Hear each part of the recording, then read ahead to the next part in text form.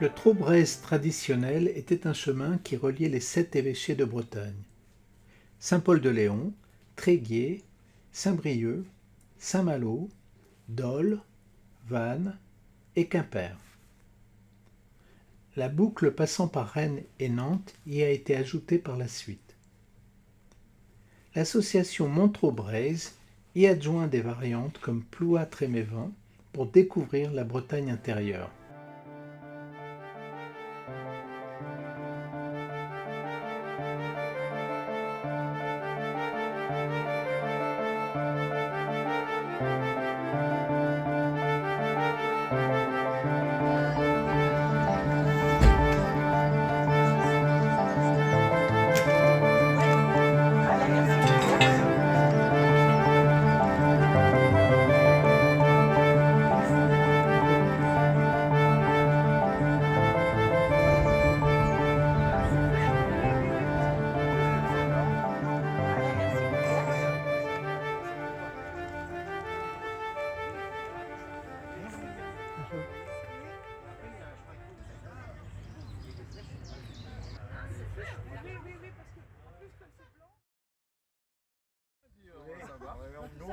Ah, il y a une qui est très dangereuse. Ah ouais, ça. On limite la mort. Non. Laquelle? Non, ça c'est le plantain. Ah non, ouais. Salade, Plantain. très bonne salade. Et contre les piqûres d'ortie en balade si on est en short. C'est très efficace.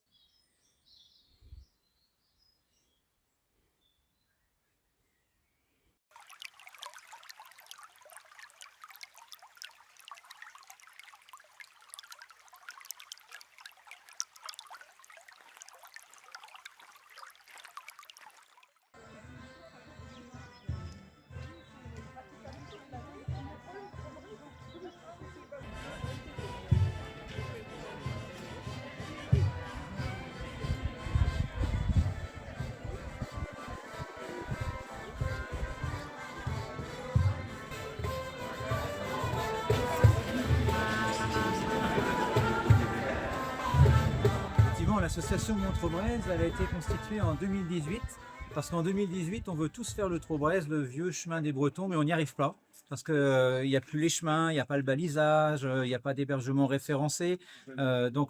On fait tout un travail avec la région Bretagne, avec les départements, avec les comités de communes, pour sortir aujourd'hui presque 1500 km d'itinéraires qui sont balisés, les chemins sont entretenus, il y a de l'hébergement, il y a du ramassage de bagages, il y a du transport de bagages et de personnes également. Et l'idée pour réaliser ce projet-là, c'est de s'associer aux collectivités également, la région, les départements, les comités de communes. Et aujourd'hui, on se trouve effectivement à Tréméven, parce que Tréméven est sur l'itinéraire du Trobrez entre Tréguier et Saint-Brieuc. C'est un haut lieu du patrimoine, hein. Saint-Jacques-de-Compostelle y passe depuis des siècles. Le Trobrez y passait historiquement également. C'est important pour nous parce que ce chemin-là a été ouvert déjà depuis 2021, mais on n'avait jamais marqué le coup. Et là, c'est vraiment l'occasion de marquer le coup. Le Trobrez, c'est le Trobrez. Ceux qui veulent faire croire que c'est religieux se trompent. Ceux qui veulent faire croire que c'est entièrement laïque se trompent. Le Trobrez, c'est le chemin des Bretons et c'est le chemin que chacun fait avec ce qu'il est. Il n'a pas besoin de dire pourquoi il fait. Le Trobrez a été au Moyen-Âge un pèlerinage catholique. Aujourd'hui, c'est vraiment comment chacun le fait et ce qu'il y trouve sur ce chemin. C'est un chemin qui ne passe pas beaucoup sur le bord de mer, c'est un chemin qui passe beaucoup sur l'intérieur. Donc, quelle que soit sa spiritualité, de toute façon, sur le Trobrez, il y a de l'histoire et puis on y met ce qu'on veut. On a appelé l'association Montrobrez justement pour sortir un peu aussi de cette connotation uniquement confessionnelle, quoi, hein. Ce chemin-là, c'est l'équivalent dans quelques années quand on aura fini la boucle du GR34. Hein, on ne demande pas à ceux qui sont sur le sentier des douaniers si c'est catho, pas catho, confessionnel ou pas, etc. C'est vraiment ça, c'est une histoire qui regarde chacun avec les chaussures qu'il met à ses pieds et le sac sur son dos. De partager avec les marcheurs tout au long du chemin nos richesses naturelles, historiques, culturelles et culinaires. J'ai entendu parler de riz au lait.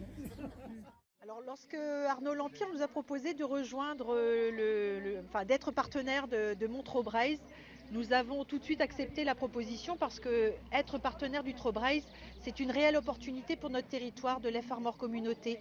Parce que ça permet de traverser des communes qui sont peut-être pas forcément très connues et de les mettre en avant. Et nous, notre ambition à l'Office de tourisme, c'est justement de drainer tout le territoire et de faire découvrir les pépites que nous avons sur ce fameux territoire. Donc aujourd'hui, nous sommes à Saint-Jacques-de-Compostelle, À Trémévin. à Trémévin. Et donc, ça fait partie des joyaux de notre territoire. Alors, autre opportunité qu'il fallait absolument que nous puissions saisir, c'était le fait que ce soit une alternative proposée à des grands chemins de randonnée qui peuvent être des fois, principalement l'été, surfréquentés.